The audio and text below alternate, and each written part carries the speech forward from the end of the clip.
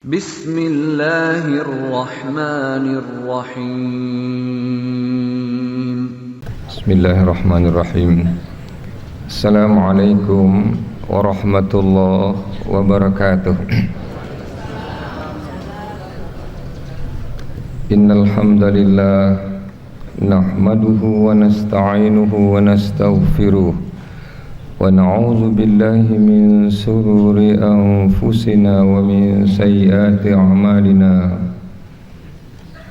Man yahdihillahu fala mudilla lahu wa man yudlil fala hadiya lahu. Asyhadu an la ilaha illallah wahdahu la syarika lahu wa asyhadu anna Muhammadan abduhu wa rasuluh. Allahumma shalli ala Muhammad wa ala alihi wa sahbihi ajma'in. Qala Allah fil kitabihil karim, a'udzu billahi minasy syaithanir rajim. Ya ayyuhalladzina amanu dzkurullaha dzikran katsira wasabbihuhu bukratan wa asila. Faqala aidan ya ayyuhalladzina amanu dukhulu fis-silmi kaffah wa la tattabi'u khutuwatis syaitan innahu lakum aduwwum mubin.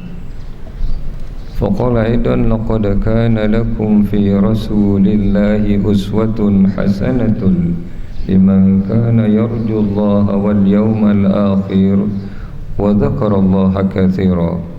Faqala aidan ya ayyuhalladzina amanu taqullaha haqqa tuqatih wa la tamutunna illa wa antum muslimun.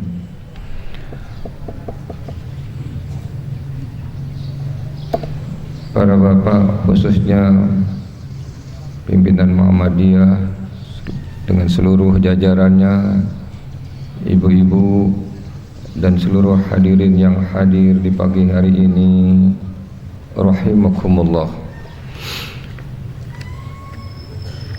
Pertama-tama kita panjatkan puji syukur yang sedalam-dalamnya kepada Allah Subhanahu wa taala,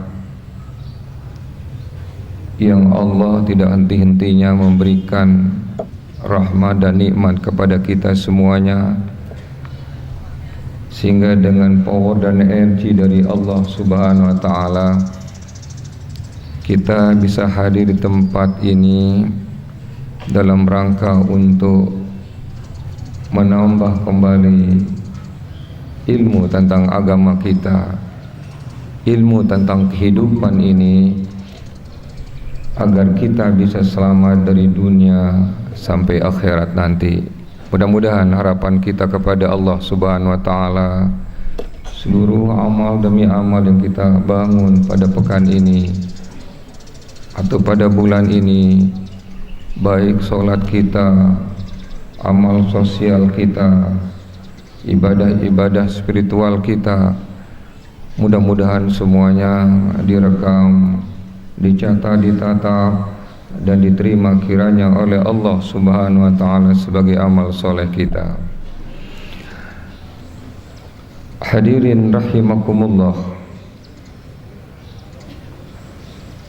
Hadis Rasulullah sallallahu alaihi wasallam yang saya tulis di paper itu ialah sebagiannya. Kullukum ra'in wa kullu ra'in mas'ulun ar-ra'iyati.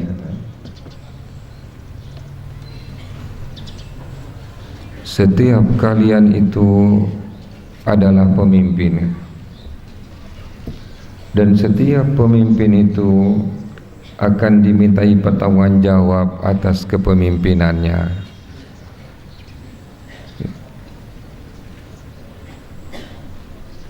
Siapa saja pemimpin itu?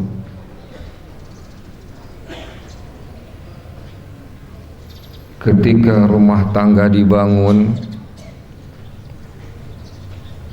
dulu ada suami istri, sekarang dia seorang diri. Ibu itu, kalau ibu sudah ditinggal oleh suaminya, maka namanya atau predikatnya Apa Bu? Janda.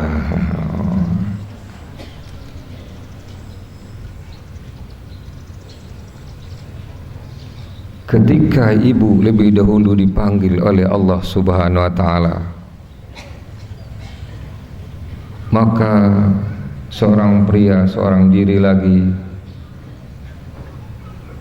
namanya apa Bapak? Duda.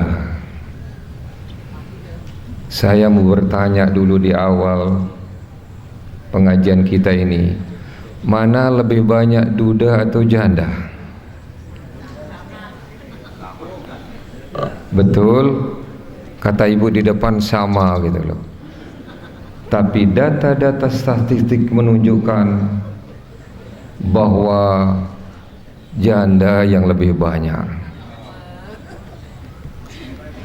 Artinya bapak-bapak lebih dulu dipanggil oleh Allah Subhanahu wa Ta'ala. Muncul pertanyaan kedua lagi, kenapa bapak lebih dulu dipanggil oleh Allah Subhanahu wa Ta'ala? Ada yang saya buat kurang bagus Pak, jawabannya kurang baik itu. Habis pagi diomeli, siang diomeli, malam diomeli, makan ini salah, makan itu salah, tidur juga salah. Ya, kalau sering dimarahi ya cepat mati lah Bu, gitu ya. Ya. Tapi insya Allah ibu-ibu yang ada di sebelah kiri ini ya tidak sampai berbuat seperti itu, karena kunci surga itu bagi ibu-ibu ada di suami. Kunci surga bagi anak-anak itu ada di telapak kaki ibu. Al jannatu tahta aqdamil ummahat. Tapi surga itu ada di keridaan suami.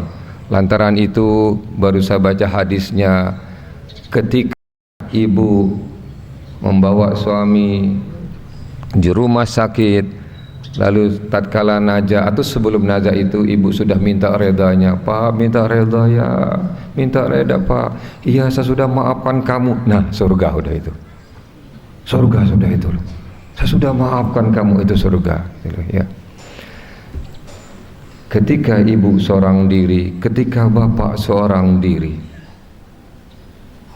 dan ketika juga pemuda pada saat sudah balik kelas 3 SMU, semester 1, semester 2, semester 3, semester 4, ketika dia berbuat dan melanggar larangan-larangan Allah, maka tetap dicatat itu sebagai dosa oleh Allah Subhanahu wa Ta'ala.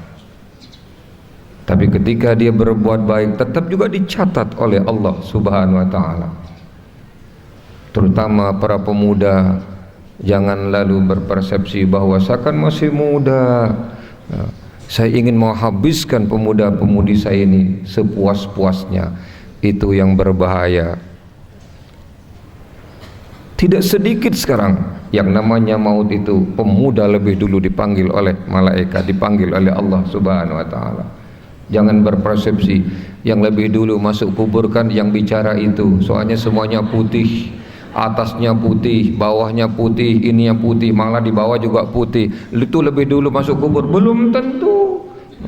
Saya kalau dikasih umur oleh Allah 150 tahun, 146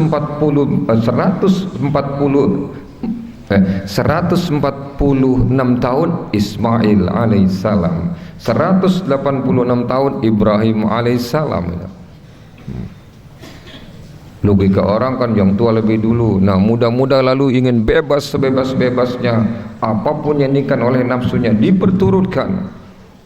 Maka sering kita lihat pemuda-pemuda itu ngebut di jalan rame-rame, setelah masuk kafe maka dia berjemaah dipanggil oleh malaikat maut, lebih dulu meninggal. Itu seperti itu ya.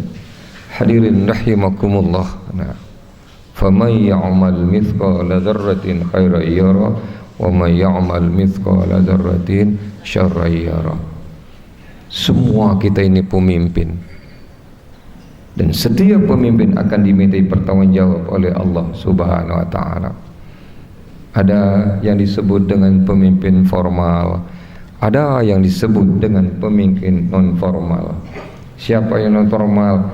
Ini ketua yang ada di Madiun, ketua Islamic Center, takmir masjid, kepala sekolah madrasah, lalu pondok pesantren, perusahaan swasta, bisa kita katakan non formal itu. Yang formal, yang diamanati oleh Allah dan rakyat ini memegang negara ini. Presiden, gubernur, bupati, wali kota, camat, lurah sekarang ada yang digaji juga tuh. Itu yang formal itu. Yang formal. Lalu gimana tanggung jawabnya pemimpin-pemimpin ini? Kita seorang diri pun juga bertanggung jawab terhadap diri pribadi kita. Itu pun masih tanda tanya nanti di akhirat. Selamatkah saya di hadapan Allah Subhanahu wa taala? Apalagi yang ada tanggung jawabnya. Kepala rumah tangga, punya anak 5, punya anak 6, itu bertanggung jawab di hadapan Allah Subhanahu. Lebih besar tanggung jawabnya daripada orang yang seorang diri ini.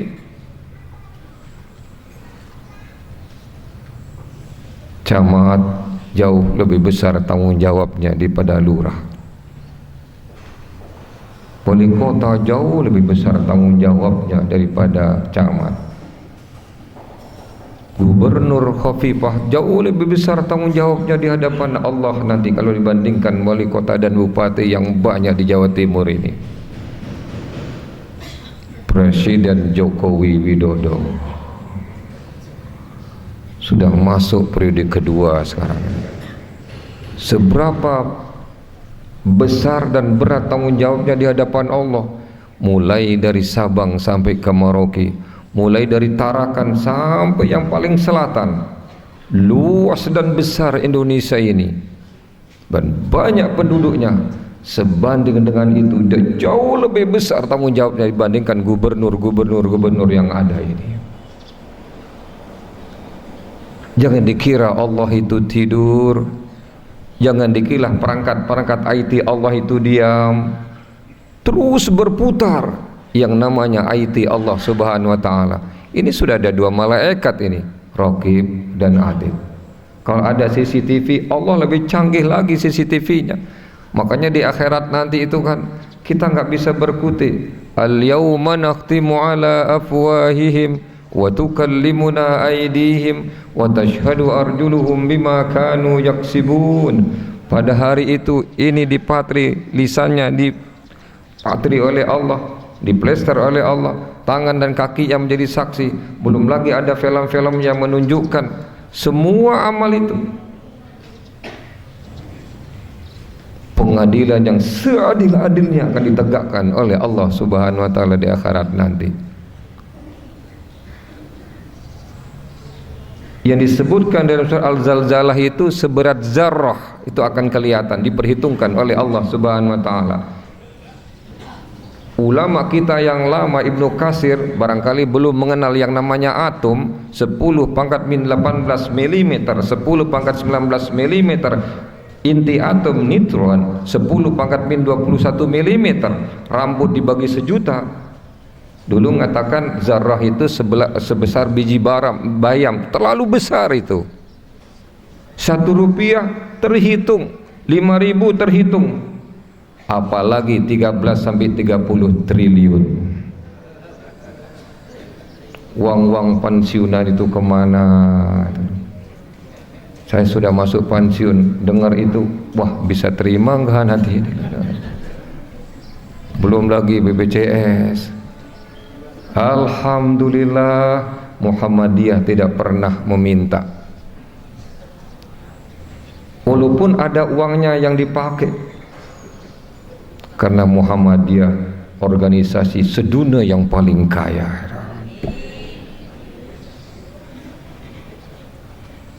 Nggak pernah nyetop motor, nggak pernah nyetop mobil, apalagi nyetop pesawat terbang untuk minta sumbangan. Nggak pernah. Nggak pernah. Jadilah masjidnya, jadilah Islamic Center ini. Kenapa? Ada di atas segala-gala itu Allah yang Maha Kaya, Rabbul Alamin itu loh. Ini akidah yang hebat. Kita lanjutkan, hadirin rahimakumullah. Ketika kita membuat kuesioner, kita lepas kuesioner kepada pemimpin-pemimpin yang ada, baik yang formal dan informal, kita buat di sana pertanyaan-pertanyaan. Tibalah pada pertanyaan, Bapak Ibu yang sedang berkuasa sekarang, apakah Bapak Ibu ingin sukses? Semuanya rata-rata menjawab, gubernurnya, camatnya, bupatinya, anggota DPR-nya, seluruhnya juga takmir menjawab, saya ingin sukses tatkala saya memimpin organisasi ini, saya ingin sukses tatkala saya ingin jadi takmir, saya ingin sukses tatkala jadi bupati, saya ingin sukses tatkala jadi gubernur, dan saya ingin sukses tatkala saya ingin jadi presiden. Semua ingin sukses, semua ingin berhasil. Satu, kita cermati. Ini sudah setengah jam kurang 5 menit ini, baru pembukaan. Ini seharusnya ini 8 SKS nih Pak, ini seharusnya 4 kali pertemuan nih baru selesai. Tapi tidak apa-apa ya, saya kan jauh-jauh dari Malang itu, mana hujan, gelap-gelap tadi malam, ya tambah-tambah sedikit boleh Bu ya, waktunya ya. Nah ini hawanya juga tenang, alhamdulillah gitu ya. Ya, baik. Pokoknya Ibu setuju, Bapak ikut setuju gitu Pak. Ya. Yang pertama ialah ada pemimpin yang sukses sesuai dengan makalah itu. Maaf, saya nggak lanjutkan kiat-kiat Rasulullah, cukup sampai di sini. Kalau saya penuhkan sempurna, nanti ibu nggak hadir. Oh ini sempurna, pulang aja wes, itulah. Ya, sengaja saya kurang itu separuh. Ada pemimpin yang sukses, tapi kalau kita cermati, kita riset, kita teliti, ya, suksesnya hanya untuk dirinya. Coba lihat, ada nggak yang seperti ini? Ada kan? Anaknya nggak sukses, istri nggak sukses, masih keluyuran kemana-mana, masih itu dan ini anaknya. Kelompoknya nggak sukses, apalagi rakyat. Pak, kenapa Bapak nggak perhatian keluarga? Lah sudah nomor 2 keluarga. Pokoknya saya sukses dulu. Yang sebelumnya dulu masih tamatan SMA, masuk ke perguruan tinggi, dapat sarjana. Hanya 2 tahun sarjana sudah itu. Kaget saya. Habis itu daftar lagi S2, dapat lagi magister gitu loh. Daftar lagi S3, doktor. Wali kota ini doktor. Cepat sekali gitu loh. Sukses di dewan pendidikan. Belum puas, cari sukses lagi dalam bidang yang namanya bisnis. Bangun bisnis sana, bangun bisnis ini dan sebagainya. Asik membangun, baru tahun ketiga, nah datang KPK, tangkap tangan lain sebagainya. Makanya yang banyak di penjara pada saat ini ialah tipe yang pertama tadi itu, hanya mementingkan diri. Kenapa mementingkan dirinya kita tanya? Habis waktu pemilihan dulu Pak, saya hutang Pak. Berapa hutang sampean? Lebih dari 10 miliar, 20 miliar. Nah untuk mengembalikan lalu gimana ya? Kalau begini niatnya untuk jadi pemimpin, tidak pernah akan bahagia pemimpin yang semacam ini. Malah nanti di akhirat dikeraknya neraka pemimpin yang semacam ini. Yang nomor 2, ada pemimpin yang sukses hanya untuk dirinya dan keluarganya. Kelompoknya enggak sukses, partainya dibiarkan merana, apalagi yang namanya rakyat. Hujan panas enggak pernah diurus, pokoknya dia dengan keluarganya.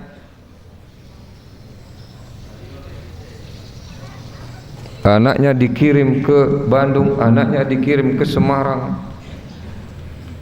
dilengkapi dengan mobil, kalau bisa rumah juga di Kalimantan dikirim juga seperti itu.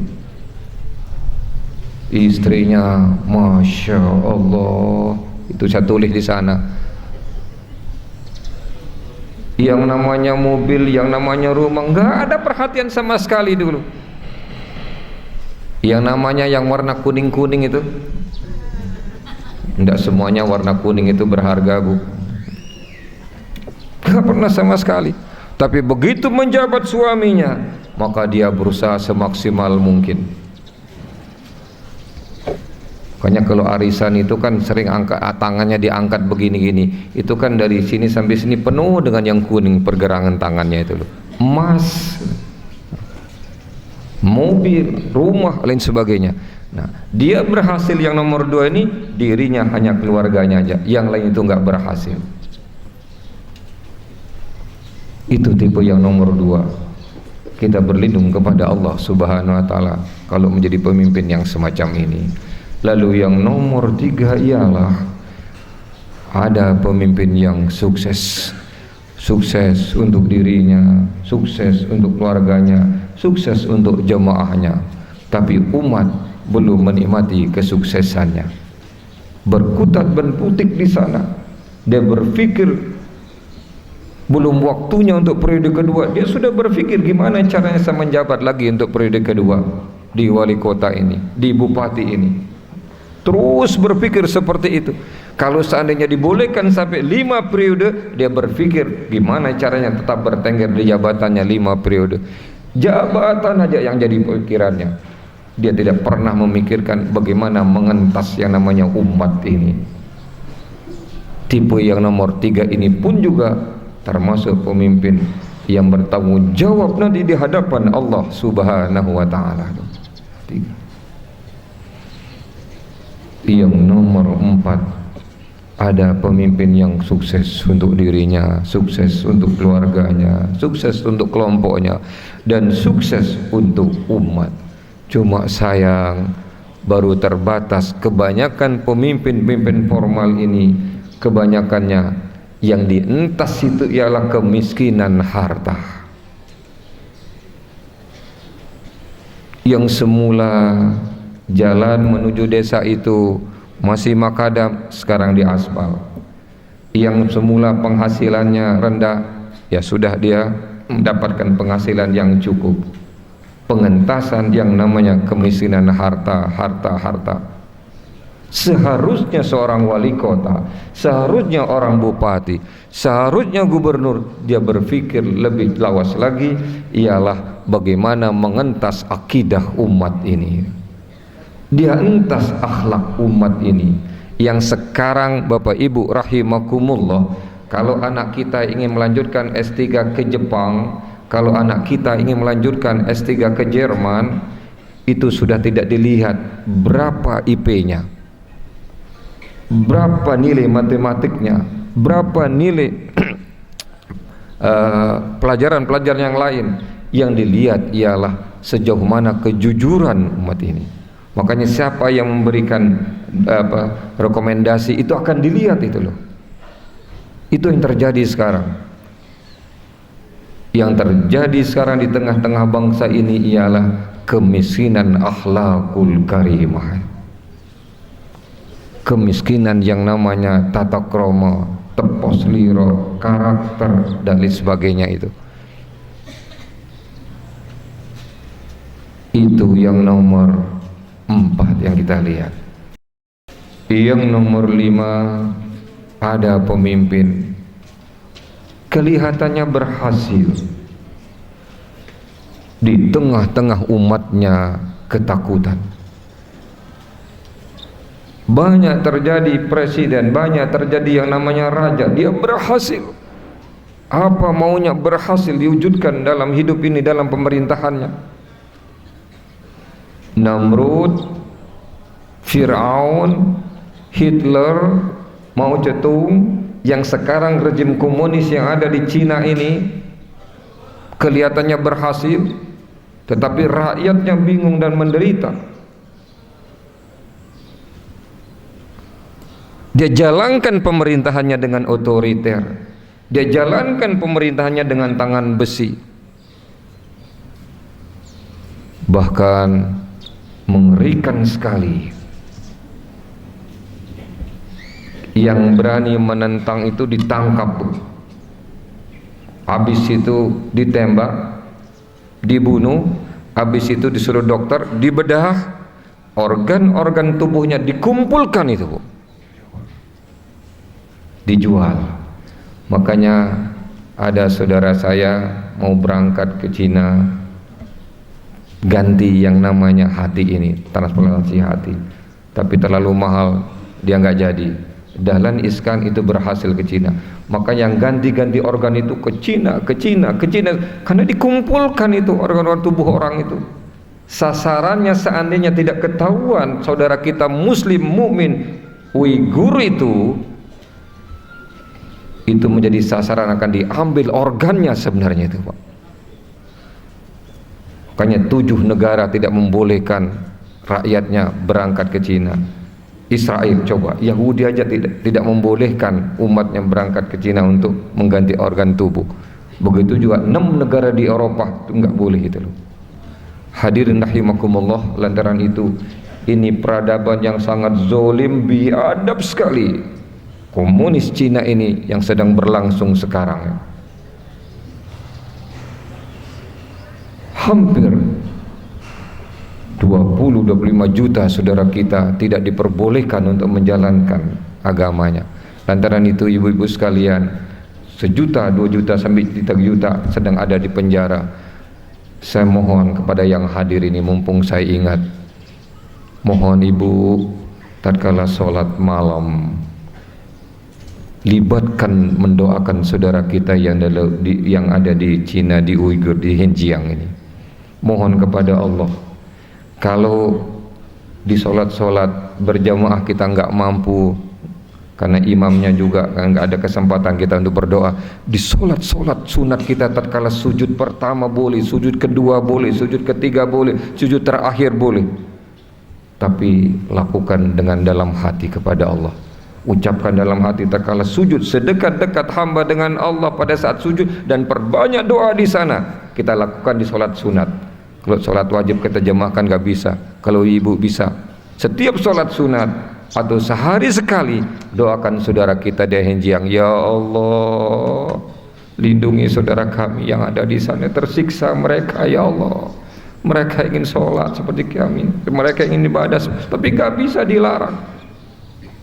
Mereka ada sebagian 2-3 juta di penjara, lindungi mereka, entas masalahnya ya Engkau maha besar ya Allah, kasihani mereka ya Allah.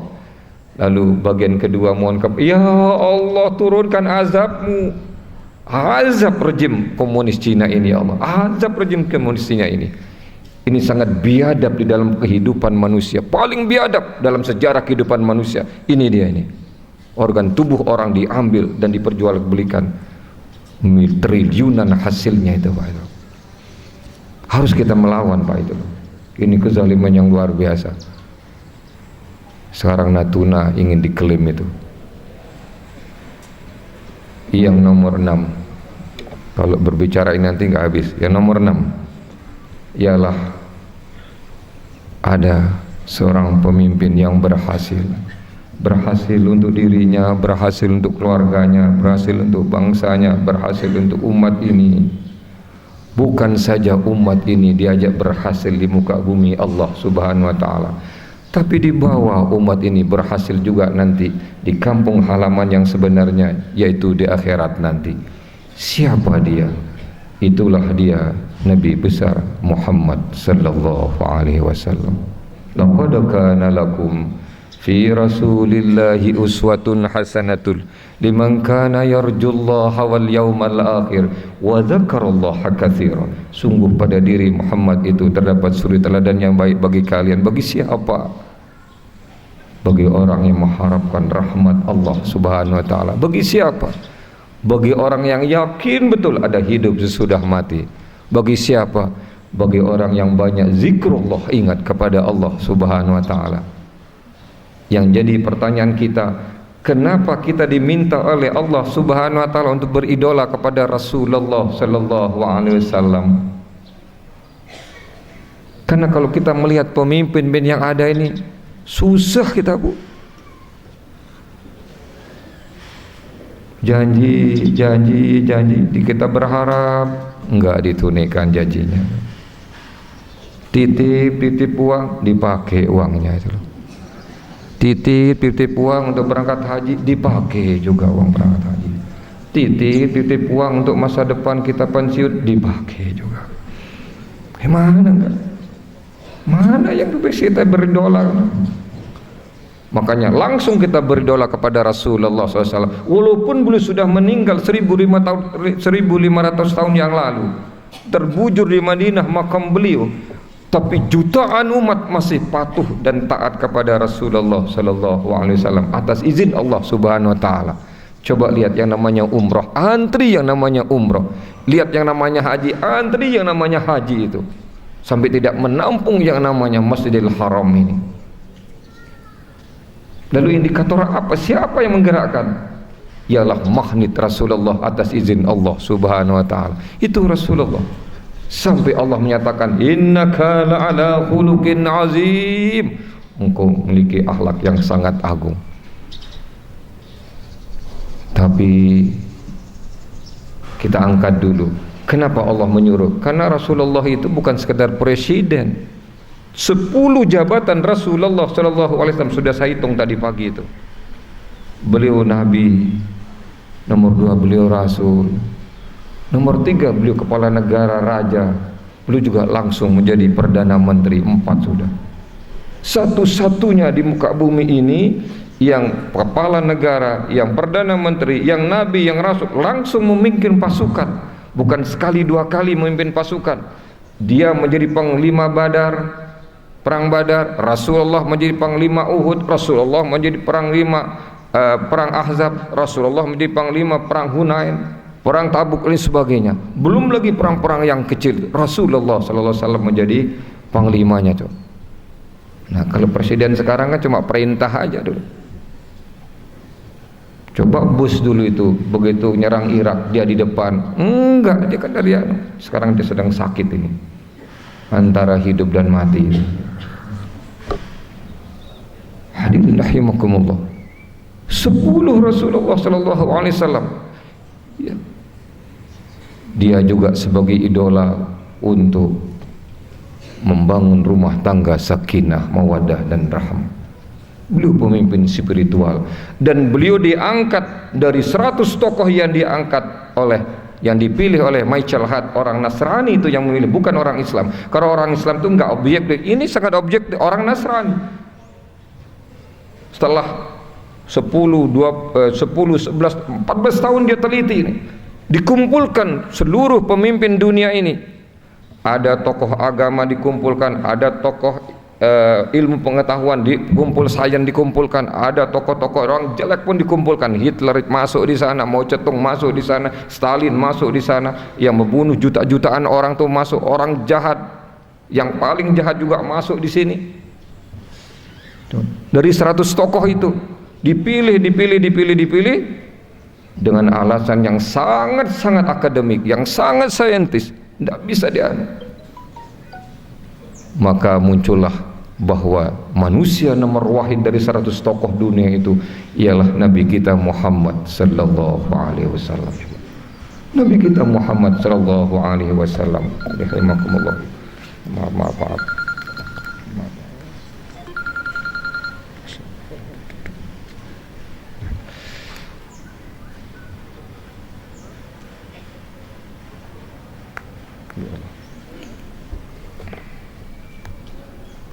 Ya. Nih, sampai di mana tadi ini? Maaf, saya belum silent ini, ya Allah.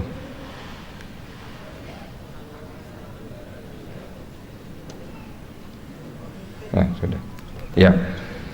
Rasulullah sallallahu alaihi wasallam nomor wahid itu, nomor wahid. Sedunia nomor wahid Rasulullah ini. Nah, kalau Allah mengatakan innaka la'ala khuluqin azim, laqad kana lakum fi Rasulillah uswatun hasanah,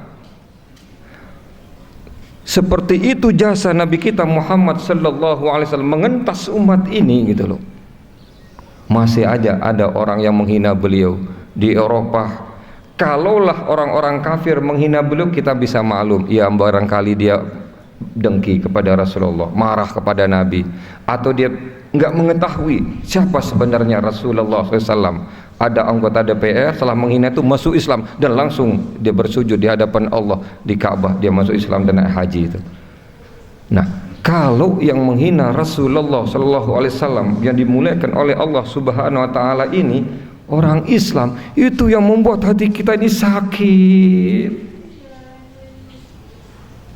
Lebih sakit lagi kalau yang menghina itu yang menyebut dirinya mubalik. Coba tuh, ya Allah, diketahui di tengah-tengah jemaah yang semacam, ya Masya Allah, saya sakit. Dr. Zahrah, dosen YIN, kita lihat di YouTube, setelah diketahui Rasulullah di tengah-tengah jemaah semacam itu, tatkala Rasulullah nikah dengan Aisyah, diketahui semacam itu, sakit saya katanya. Saya juga, saya sebagai dokter logam, saya sakit betul ini. Makanya saya katakan, coba yang menghina tadi, yang mubalik itu, kasih hukuman setahun, tidak usah ceramah dulu, gali sejarah Rasulullah Sallallahu Alaihi Wasallam. Keberatan kita kalau Rasulullah dilakukan semacam itu. Hadirin rahimakumullah.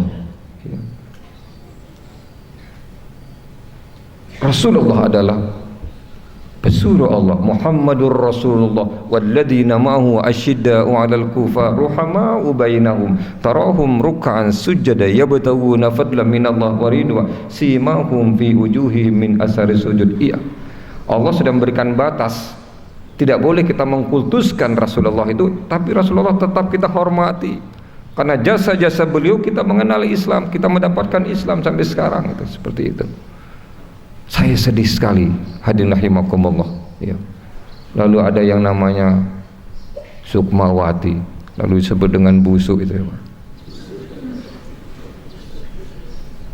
Dibandingkan dengan bapaknya, Bu, ya Allah, enggak ada apa-apa.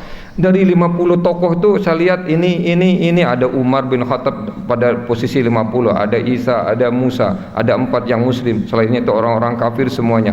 Saya lihat di 100 tokoh itu enggak ada Soekarno ya. Saya lihat di 50 tokoh yang diambil oleh itu Mecerhat itu enggak ada Soeharto itu. Saya lihat juga enggak ada Habibie, padahal hebat Pak Habibie almarhum ini. Saya lihat juga dari 100 tokoh itu enggak ada yang namanya Yudhoyono. Saya lihat juga Megawati enggak ada juga, Bu. Saya lihat juga Jokowi belum ada juga. Saya berpikir, kenapa kok Rasulullah Sallallahu Alaihi Wasallam, mana yang lebih berjasa, Muhammad yang mulia atau Soekarno? Ya Allah, Bung Tomo sampai mengatakan Allahu Akbar, Allahu Akbar, Allahu Akbar, serbu tentara sekutu itu. Dari mana dapatnya Allahu Akbar? Muhammad Rasulullah SAW. Di Ponorogo melawan yang namanya Belanda. Dari mana didapatkan ruh jihad? Muhammad Rasulullah SAW. Imam Bonjol melawan yang namanya Belanda. Dari mana dapat ruh jihad? Dari Muhammad Rasulullah SAW. Gak bisa dibandingkan semacam itu. Mungkin kan umat Islam kan setiap saat menyebut asyhadu alla ilaha illallah wa asyhadu anna Muhammad Rasulullah. Maka di dunia yang paling banyak namanya disebut ialah Muhammad Rasulullah. Makanya bersyukur bapak yang namanya Muhammad. Bersyukur. Kadang-kadang di depannya ada namanya John siapa, Muhammad Joni lain sebagainya seperti itu. Muhammad. Karena paling banyak disebut. Nah, sementara bapaknya Soekarno kan sedikit disebut gitu, mungkin itu lalu diangkat-angkat semacam itu. Hadirin rahimakumullah ya. Tetap kita letakkan beliau pada proporsi yang sebenarnya. Luar biasa jasa beliau. Mari kita lihat sekarang masuk. Apa kiat-kiat Rasulullah Sallallahu Alaihi Wasallam sukses? Sukses di bidang ini, sukses di bidang ini. Seluruh lini kehidupan Rasulullah itu sukses. Makanya diangkat beliau menjadi orang yang nomor wahid dari 100 tokoh dunia itu. Kalau ada yang keberatan silahkan, Michael Head yang ngarang buku 100 tokoh ini, silahkan itu ditentang. Yang pertama, kita juga kepingin seperti Rasulullah. Saudara-saudara yang sedang sekarang di anggota DPR, yang sekarang menjadi wali kota, yang sedang jadi Kapolres dan sebagainya, jabatan-jabatan formal, kalau ingin sukses dunia akhirat, ikuti jejak langkah Rasulullah Sallallahu Alaihi Wasallam. Kita semuanya juga seperti itu. Yang pertama ialah kiatnya Rasulullah sallallahu alaihi wasallam memiliki tauhid yang kokoh, memiliki tauhid yang kuat, memiliki tauhid yang bersih, memiliki tauhid yang murni, dan memiliki tauhid yang benar. Itu modal dan pertama Rasulullah sallallahu alaihi wasallam sukses membawa umat ini. Sampai sekarang beliau masih sukses, masih jutaan orang patuh dan taat kepada ajaran-ajaran Rasulullah sallallahu alaihi wasallam. Rasulullah sallallahu alaihi wasallam ketika ada masalah-masalah yang kecil, dia tidak pernah meninggalkan Allah Subhanahu wa taala. Selalu berhubungan dengan Allah Subhanahu wa taala. Masalah, apalagi masalah-masalah yang sedang, tetap berkomunikasi dengan Allah Subhanahu wa taala. Apalagi masalah-masalah besar, Rasul sallallahu alaihi wasallam tetap mengadu kepada Allah Subhanahu wa taala. Kalau kita kan tidak, ketika jadi pimpinan maka kita pakai yang namanya kekuasaan itu. Ketika kita jadi pimpinan kita pakai yang namanya harta itu. Ketika jadi pimpinan kita pakai jumlah jamaah kita yang banyak. Allah dilupakan, maka gagallah dia menjadi pemimpin. Tapi Rasulullah sallallahu alaihi wasallam tauhidnya kuat, selalu berhubungan dengan Allah Subhanahu wa taala. Ketika terjadi perang Badar, Rasul sallallahu alaihi wasallam juga berhubungan dengan Allah Subhanahu wa taala. Ketika masuk Gua Sur, Abu Bakar ketakutan. Lalu dihibur oleh Rasul sallallahu alaihi wasallam. Dia mengatakan, la takhaf wa la tahzan, innallaha ma'ana. Kau usah gelisah, kau usah gentar. Kita bukan berdua wahai Abu Bakar, kita bertiga, ada Allah. Coba dalam masalah yang seperti itu juga Allah itu Rasulullah itu. Perang Badar itu termasuk masalah besar. Nangis Nabi di Badar ini, nangis. Enggak mungkin 300 akan mengalahkan yang 1000 yang sudah terlatih semacam ini. Nangis juga. Lalu Abu Bakar sekarang yang ngedem Nabi, wahai Nabi, wahai Rasul, pasti doamu akan dikabulkan oleh Allah Subhanahu wa taala. Iya Abu Bakar, tapi bagaimana 300 yang tidak terlatih melawan 1000 ini? Luar lama beliau nangis. Lalu beliau kata putusnya begini, ya Allah, ini perang pertama ya Allah, dan Engkau izinkan untuk berperang. Kami jumlahnya sedikit, kami lemah tanpa bantuanmu. Kalau umat Islam kalah di perang Badar ini ya Allah, maka tidak akan ada lagi yang akan menyembahmu ya Allah. Benar juga itu. Nah, Bapak Ibu sekalian, nggak boleh ngambil seperti ini, doa seperti ini. Husul Rasulullah sallallahu alaihi wasallam. Nanti ibu berdoa, bapak berdoa, ya Allah, saya sudah 5 tahun 6 tahun ngaji di Islamic Center ya Allah. Nah, ini nggak kajian saya yang pertama ya Allah. Kalau besok sampai nggak kasih saya Alphard, maka saya berhenti ngaji. Lereno. Kata malaikat, lereno, nggak apa-apa, nggak boleh. Ada lagi khusus doa Nabi Ibrahim alaihissalam. Kita pun nggak boleh ngikuti. Kamu dalam keadaan gawat ini, kata malaikat. Saya bantu ya, mau coba. Saya bantu, kamu dilemparkan ke kobaran api. Mau. Ya kalau gitu kan berdoa kepada Allah. Suruh berdoa juga. Rasulullah masih berdoa Rasulullah. Katanya, coba. Lalu gimana kamu ini? Nah, apa jawabnya? Allah kan maha kuasa, Allah maha agung, Allah maha segala-galanya. Allah kan tahu kondisi saya saat sekarang ini, apa yang harus diperbuat oleh Allah Subhanahu wa taala. Itu Nabi Ibrahim. Lalu Allah berfirman, kul ya narukuni bardan wassalaman ala Ibrahim. Ibu bapak, ayo ke rumah sakit. Kata ibu, ayo, ini sudah nih, kasih bahaya nih ibu, sudah ditekan ini, sudah najak, sudah datang malaikat, sudah datang ini. Enggak mau juga ibu. Jawabnya ibu, Allah kan maha besar, maha tahu. Apa maunya Allah kan pasti tahu. Saya dalam keadaan begini, pasti Allah turun tangan. Ya malaikat turun tangan nyabut nyawa gitu, seperti itu. Jadi ada hal-hal yang bisa kita ikuti. Rasul Allah itu ada yang enggak.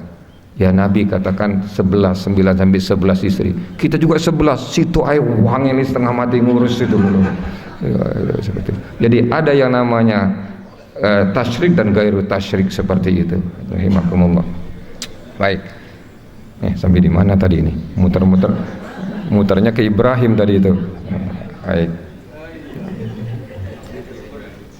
Tauhid. Kita juga mantapkan tauhid, Bu. Tauhidullah ini tauhidullah. Betapapun hebatnya persenjataan musuh, kalau kita membeli persenjataan yang namanya tauhidullah, musuh akan takut itu. Musuh akan takut. Iya. Saya mati syahid surga, kalau kamu mati neraka, seperti itu. Yang nomor 2, yang melekat pada diri Rasulullah SAW, kita lekatkan juga pada diri kita masing-masing, yaitu bahwa Rasulullah Shallallahu Alaihi Wasallam itu ialah sukses. Kita juga sebagai pemimpin, ibu sebagai pemimpin sukses, harus paralel antara ucapan dengan perbuatan.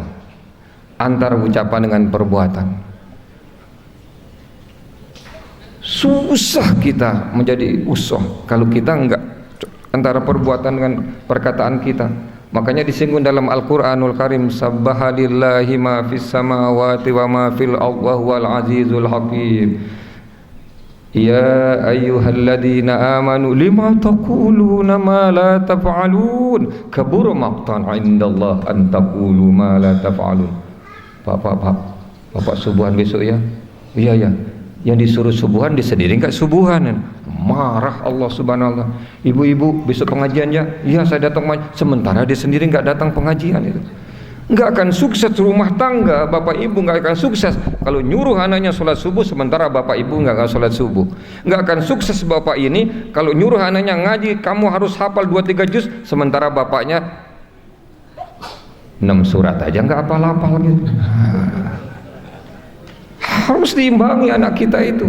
Diantar anaknya pagi, diantar anaknya sore untuk belajar agama sampai 2 juz 3 juz, sementara dia nggak bisa baca Quran. Salah juga semacam ini. Suksesnya Rasulullah SAW paralel antara ucapan dengan perbuatan beliau. Pernah satu saat Rasul Sallallahu Alaihi Wasallam kedatangan tamu, ya Rasulullah, ada 3 sahabat itu ya Rasulullah, saya nggak ngerti begitu cara beragamanya itu. Yang satu terus saja sholat, nggak berhenti gitu loh ya, nggak istirahat. Yang satu puasa tapi dia nggak berbuka. Yang satu terus saja tidak mau berumah tangga ya. Terus Nabi mengatakan apa? Aku ini Rasul Allah, Nabi Allah. Aku ini puasa tapi aku berbuka. Aku sholat tapi aku istirahat. Aku juga berumah tangga, kata Rasulullah. Yang paling banyak beribadah di hadapan Allah Subhanahu wa ta'ala adalah aku, kata Nabi. Kenapa? Sampai berani membuat pernyataan seperti begitu Rasulullah. Pada Rasulullah ini kan santun, sangat hati-hati. Karena Rasulullah sudah membuktikan kakinya bengkak tatkala tahajud itu. Ibu pernah bengkak kakinya tatkala sholat? Bapak pernah bengkak kakinya tatkala sholat? Rasulullah bengkak. Makanya Rasulullah mengatakan, aku yang paling banyak beribadah kepada Allah Subhanahu wa ta'ala, tapi aku juga menikah, aku juga berbuka tatkala puasa, aku juga istirahat. Yang nomor 3 sukses Rasulullah Sallallahu Alaihi Wasallam itu, ini juga harus melekat pada diri kita, ialah karena Rasulullah Sallallahu Alaihi Wasallam itu selalu dalam hidupnya ini berimam, bukan iman ya, berimam kepada kebenaran. Selamat kita dalam hidup ini. Siapapun yang jadi ketua, siapapun jadi kepala, siapapun yang jadi wali kota, bupati ini, monggo silakan aja. Semasi wali kota dan bupati dan pejabat-pejabat ini sesuai dengan Allah dan Rasulnya, sami'na wa ata'na. Tetapi melanggar itu, saya tidak akan patuh seperti itu. Nah itu artinya berimam kepada kebenaran. Kan banyak ini yang tidak berimam kepada kebenaran. Seluruh karyawan di perusahaan saya ini harus datang ke kantor jam 8 pagi. Harus sudah ada di kantor jam 8 pagi. Tahu-tahu yang memerintahkan direkturnya datang jam 10 gitu loh. Nah, terus ada bapak, Pak, kenapa nggak berangkat Pak? Kan sudah ada peraturan dari kantor, nanti Bapak di PHK, saya takut. Loh gimana saya akan berangkat jam 8? Memang ada aturan semacam itu. Oh kepalanya sendiri jam 10 gitu, saya jam 9 aja lah gitu. Nah ini salah namanya, tidak berimam kepada kebenaran. Kalau berimam kepada kebenaran, ikuti yang sudah dijadwalkan oleh perusahaan itu. Itu namanya berimam kepada kebenaran. Jangan berimam kepada yang salah ini gitu. Pemimpin kita di kantor itu salah, jangan ikuti. Maaf, umpamanya dia sering minum minuman keras dan sebagainya. Lu pemimpin saya juga minuman keras, saya harus narkoba. Itu salah itu. Salah seperti itu. Ya. Itu yang nomor 3 Rasulullah Shallallahu Alaihi Wasallam. Kurang 7 menit. Ini jumlahnya banyak ini. Yang nomor 4. Nah, yang nomor 4 ini, seluruh yang namanya pemimpin, apakah persona, apakah ada orang di bawahnya atau luas kekuasaannya, maka seorang pemimpin itu amanah. Rasulullah Shallallahu Alaihi Wasallam sangat amanah. Apa amanah itu? Dititipi ini hartanya negara, dirawat gitu. Yang namanya mobil ini hanya untuk ngantor tatkala dinas, tapi kadang-kadang dibawa keluyuran kemana-mana itu loh. Plat merahnya ditutupi plat hitam, dibuka, loh merah ini gitu. Hati-hati. Harus amanah dalam hidup ini. Ingin sukses dunia dan akhirat harus amanah. Itulah Nabi kita Muhammad Sallallahu Alaihi Wasallam. Lalu yang nomor berapa sekarang? Tadi yang benar itu kita ambil, saya uraikan itu menjadi siddiq sebenarnya itu. Siddiq itu berimam kepada kebenaran. Lalu yang nomor berapa sekarang? Nomor 5 ialah sebagai pemimpin harus menyampaikan secara terbuka apa hasil daripada kepemimpinan kita ini. Jangan ditutup-tutupi. Terbuka. Rasulullah enggak pernah ayat itu dikorupsi. Seluruhnya yang turun wahyu itu ya disampaikan oleh Rasul sallallahu alaihi wasallam. 6660 ayat disampaikan oleh Nabi, enggak ada yang dikorupsi oleh beliau. Sampaikan itu dengan jujur. Kalau kita terbuka, insya Allah kita akan dikenang oleh rakyat dan kita berhasil itu. Berhasil. Yang berikutnya yang nomor 6 ialah jadi pemimpin itu jangan menjadi pemimpin yang blow on. Apa blow on itu ya? Dungu katanya orang Makassar itu. Dungu. Harus cerdas, jadi pemimpin ini harus cerdas. Seluruh program, seluruh planning, seluruh rencana dan sebagainya yang ada di bagian-bagian kita ada di otaknya pemimpin ini gitu loh. Kalau saya jadi presiden, seluruh program-program menteri-menteri ada di otak sebelah sini. Lalu seluruh program-program gubernur ada di otak sebelah kiri. Lalu di tengah ini apa ini? Nah, di tengah ini ialah tunda dulu pindah ibu kota itu. Tunda dulu. Gak main-main itu Pak biayanya itu. Sementara kita sekarang hutang sudah sampai angka-angka 5.000 triliun. 5.000 triliun. Kita mau pindah kemana Bu? Kalau tanah-tanah kita ini sudah dibeli, mau pindah ke planet nggak ada pesawat. Gitu. Kita berdoa kepada Allah Subhanahu. Mudah-mudahan umat Islam di Indonesia ini dilindungi oleh Allah Subhanahu Wa Taala dengan pengajian semacam ini. Allah ridha kepada kita itu Bu ya. Itu jadi cerdas, harus kita menjadi orang yang cerdas. Gimana cerdas? Jangan sekali-kali tinggalkan pengajian semacam ini. Ini ilmu. Ini ilmu. Tidak ada ceritanya untuk jadi cerdas itu orang yang tidak nuntut ilmu. Tidak harus nuntut ilmu itu lewat yang namanya S1, S2, S3, SMA, SMP, SMP. Enggak. Makanya saya berangan-angan tadi malam, mudah-mudahan Menteri Agama ini ada pikirannya yang bagus, segera ada SK-nya. Ibu-ibu yang rajin ngaji, coba datang kemari, terus data Pak, seandainya sudah 7 tahun berturut-turut datang ke Islamic Center, maka berikan ijazah dia, nanti saya tanda tangan gitu. Gitu. Ya kenapa? Coba materi-materi ini berapa banyaknya Bu, dari Jogja, dari Surabaya, dari Malang, dari ini seluruh Indonesia ngaji di sini. Ibu catat itu, Masya Allah. Tinggal ujian aja Pak. Tinggal ujian aja itu loh. Ya. Insya Allah lulus. Begitu lulus ada ijazahnya. Ijazah saya adalah setara dengan S1 dari Islamic Center Madiun. Begitu lulus S1 masuk S2. Nah, bukan seminggu sekali, nambah lagi nanti. Gitu, Pak. Hadirin rahimakumullah. Berikutnya Jadi untuk menuntut ilmu itu bukan terminal akhir S1 enggak, S2 enggak, sampai profesor doktor pun juga tetap harus menuntut ilmu. Ya profesor doktornya itu kan dokter tentang tanaman ini, tentang mangga itu loh. Yang lain-lain kan banyak itu loh. Ya. Baik, kita lanjutkan. Rasul Shallallahu Alaihi Wasallam ini penting, yang ini penting.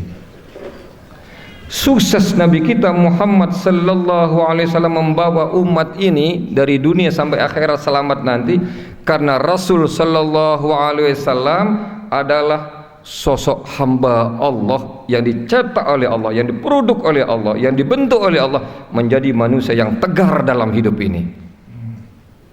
Tidak pernah putus asa Rasulullah, tidak pernah mundur memperjuangkan agama Allah Subhanahu wa taala. Siapapun dilawan oleh Nabi kita Muhammad sallallahu alaihi wasallam, dikepung, dilawan oleh beliau itu. Ini Rasulullah itu. Istilahnya Rasulullah itu. Tidak mudah putus asa. Kuat menghadapi kehidupan ini. Nah, kalau Rasulullah putus asa, yang kita dapatkan Islam sampai sekarang, Bu. Begitu ada ancaman dari kafir Quraisy, 3.000 orang, 10.000 orang, ya wis leren wis jadi nabi wis leren. Enggak. Dilawan oleh beliau tuh. Itu Rasulullah sallallahu alaihi wasallam. Tahan uji beliau nih, tahan banting itu. 3 tahun berturut-turut masuk penjara beliau dengan pengikut-pengikutnya. Tidak boleh berhubungan dengan dunia luar. Di penjara antara satu gunung dengan gunung lainnya. Dibaikot 3 tahun, Bu, itu. Rasulullah sallallahu alaihi wasallam. Terakhir Nabi kita Muhammad sallallahu alaihi wasallam detik-detik akan pindah ke kota Madinah, dibuat pengumuman, cari yang namanya Muhammad, hidup atau mati. Hadiahnya sangat besar. Coba, menurut insting militer, menurut ilmu kemiliteran, Rasulullah seharusnya sudah ketangkap. Wong rumahnya dikepung sudah itu, seluruh kabilah sudah ngepung pemuda-pemuda itu. Ada Nabi di dalam itu loh. Cerdas Rasul sallallahu alaihi wasallam. Ali, pindah li. Apa Rasulullah? Aku mau hijrah keluar, kamu pindah ke tempat tidurku. Kan cerdas itu, coba tuh. Kalau orang bloon enggak seperti ini. Li, pindah, ini tempat tidurku, kamu tidur di sini, kamu pindah ini. Nah, pura-pura aku masih ada, ditutup pun. Berangkat Rasulullah itu. Berangkat kemana? Langsung ke Madinah? Enggak. Diampiri yang namanya Abu Bakar dulu. Langsung ke Madinah? Enggak. Berangkat ke Gua Sur. Lebih tinggi Gua Sur daripada Gua Hiro. Cerdas Rasulullah. Apakah di kota Madinah sudah aman Rasul? Enggak. Terjadi peperangan. Tidak pernah sepi dari peperangan Rasul sallallahu alaihi wasallam. Tegar beliau ini, tegar, Bu, tegar, gak pernah putus asa. Nah, makanya ibu-ibu sekali jatuh di bisnis, ya bangun lagi itu, jatuh lagi, bangun lagi. Bisnis apel jatuh, pindah lagi ke bisnis mangga, jatuh, pindah lagi ke bisnis kelengkeng, pindah lagi ke bisnis apa gitu ya. Tapi kalau sudah 10 kali jatuh ya sudah mungkin gak cocok ini gitu loh. Ya cocok ya. Udah jadi mau balik aja lah gitu loh. Ya mau balik gitu ya. Lalu, nah saya minta tambahan dikit aja. Ini Rasul sallallahu alaihi wasallam yang nomor berapa ini? Hah? Ya sudah, mau 7 mau 8 sudah, silakan ya. Ya nomor berikutnya ialah Rasul sallallahu alaihi wasallam sukses di dalam kehidupannya karena beliau tekun, rajin, tumakninah dan sempurna sholatnya di hadapan Allah Subhanahu. Kuat sujud rukuknya Rasulullah sallallahu alaihi wasallam.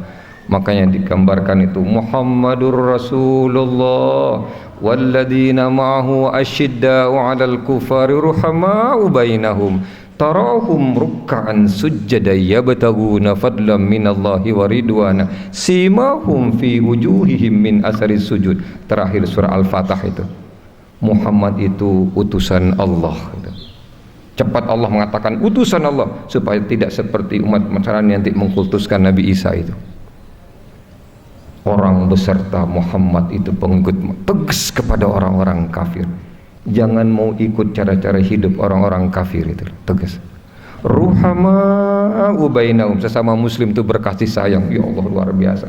Kita ke Padang ketemu sesama muslim, Masya Allah, sholatnya bagus, jadi saudara kita. Kita ke Makassar, kita ke Banjarmasin, kita, Masya Allah.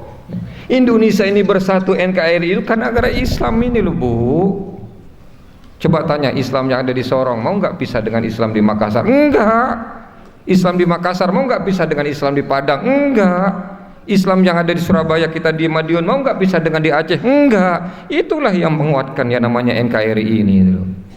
Kadang-kadang terlalu mindsetnya orang-orang ini salah gitu loh. Selalu dikecilkan peran umat Islam ini. NKRI itu karena adanya umat Islam yang menyebar di seluruh tanah air ini gitu loh. Hadirin rahimakumullah, ruhama'u bain. Nah, Rasulullah itu sukses karena tekun kuat dia beribadah kepada Allah Subhanahu, baik puasanya, baik sholatnya, baik zikirnya, baik doanya kepada Allah Subhanahu wa ta'ala. Nah ini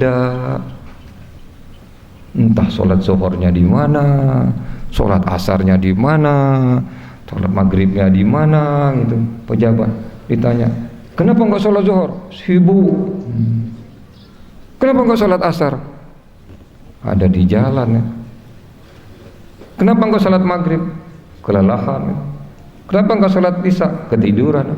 Kenapa enggak sholat subuh? Kesiangan. Habis sudah itu.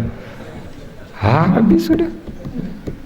Rasulullah sallallahu alaihi wasallam dia tekun betul sholat ini. Jangan ikuti orang-orang yang menamarkan sholat. Di daerah kami ada yang menamarkan sholat itu. Kenapa tamat? Loh itu kan syariat. Saya sudah masuk ke makam hakikat. Mbahmu hakikat. Oh Rasulullah ini nabi ini sampai bengkak kakinya itu syariat, ngejarkan syariat. Anda kok sampai menamarkan sholat nggak sholat? Ya Allah. Makanya Rasulullah tatkala mau meninggal itu detik-detik akhir akan meninggal, lalu beliau berwasiat. Banyak wasiat beliau. Antara lain wasiat beliau adalah ini, tidak masalah wanita pria, tidak masalah harta, tidak masalah pangkat, naik tertatih-tatih ke atas podium. Apa kata beliau? Allah as-salah fima malakat aimanukum. Allah, salat kalian dan orang-orang di bawah kalian. Itu pesan terakhir Rasulullah SAW. Umur 63 tahun mau meninggal itu. Salat. Makanya sangat sedih betul kalau melihat orang itu salatnya ngebut itu. Lalu saya belikan buku Pedoman Salat Profesor Harbi As-Siddiq, saya beli Pak. Nih. Sudah setahun masih tetap juga Pak, nggak berubah, tetap aja ngebut itu. Padahal ini sarjana, doktor itu. Tapi doktornya bukan dokter ini sholat ini. Ada lagi kemarin jadi imam, ya Allah, cepat betul. Sudah saya ambilkan 3 buku di rumah, saya ambilkan. Nih buku eksekusi sholat. Ini betulkan sholat Anda, karangan Imam Ibnu Hanbal. Saya kasih lagi sholat, tata cara sholat Rasulullah SAW oleh Albani, saya kasih juga. Ini 2. Anda yang satu saya kopikan, nanti yang ini yang tebal saya ambil karena belum saya baca untuk jamaah gitu, seperti itu. Alhamdulillah sholat isya jadi imam enak. Terus saya SMS, bagus Pak sholat yang kemarin Pak, bagus, pertahankan Pak, kalau boleh lamakan lagi Pak sholat itu. Jadi supaya kita bisa enak di belakang itu loh. Imam ini kan imam kan tergantung imam. Nih, imamnya ngebut, yang ngebut juga dapat apa lalu itu. Tapi kalau imamnya tenang, Allahu Akbar, Subhanakallahumma rabbana wa bihamdika, Allahumma gfirli, tartil tadabbur. Maka begitu keluar dari sholat, rasanya kalbuni masya Allah, puas kita itu. Alladzina amanu tatma'innu qulubuhum bizikrillah, ala bizikrillah tatma'innul qulub. Tekuni yang namanya sholat nih. Semakin tua harus semakin lambat, pelan-pelan. Kalau ibu-ibu nanti yang sudah tua umur 60, 70 ngebut jatuh nanti ibu itu ya, jatuh. Yang terakhir barangkali nanti putaran yang berikutnya barangkali nanti ya. Terakhir ialah Rasulullah sallallahu alaihi wasallam sukses karena akhlakul karimah. Innama bu'itsu liutammima makarimal akhlak. Nanti akan kita bongkar akhlak Rasulullah sallallahu alaihi wasallam sampai beliau sukses itu karena juga akhlak beliau ini. Luar biasa akhlak beliau ini. Nah, ini sekarang kita sedang kebingungan di tanah air karena kita sedang dilanda oleh yang namanya jatuh di bidang akhlakul karimah itu, lebih-lebih pada pemuda kita. Ibu-ibu, ini sudah jam 7.10. Nanti saya kalau terus saya lewat, jadi saya nggak diundang lagi oleh panitia nanti ini. Ini yang dari Malang sering ngelanggar gitu ya. Ya, itulah kiat-kiatnya, ada kurang lebih Bapak catat itu 9 ya, 9. Nah, insya Allah nanti akan kita lanjutkan, kita bongkar akhlakul karimah Rasul sallallahu alaihi wasallam. Insya Allah kita akan sukses. Mari kita tutup pengajian ini dengan berdoa kepada Allah Subhanahu wa taala. Alhamdulillahirabbil alamin. Wassalatu wassalamu ala asyrafil anbiya'i wal mursalin wa ala alihi wa sahbihi ajma'in. Allahumma ya Allah, ya Tuhan kami yang berkumpul di pagi hari ini adalah hamba-hambamu yang Kau ciptakan dalam keadaan lemah, tanpa bantuan dan pertolonganmu ya Allah, tanpa hidayah dan petunjukmu ya Allah, tanpa kasih dan sayangmu ya Allah, kami tak akan sanggup untuk melaksanakan titah perintahmu.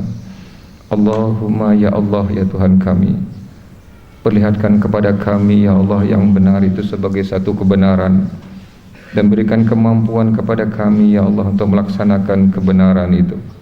Allahumma ya Allah, ya Tuhan kami, tampakkan kepada kami ya Allah yang batil itu sebagai satu kebatilan, dan berikan kemampuan kepada kami ya Allah untuk menjauhkan diri dari kebatilan itu. Allahumma ya Allah, ya Tuhan kami, berikan istiqomah, kerajinan dan ketekunan ya Allah untuk beribadah kepadamu ya Allah, untuk patuh dan taat kepadamu ya Allah.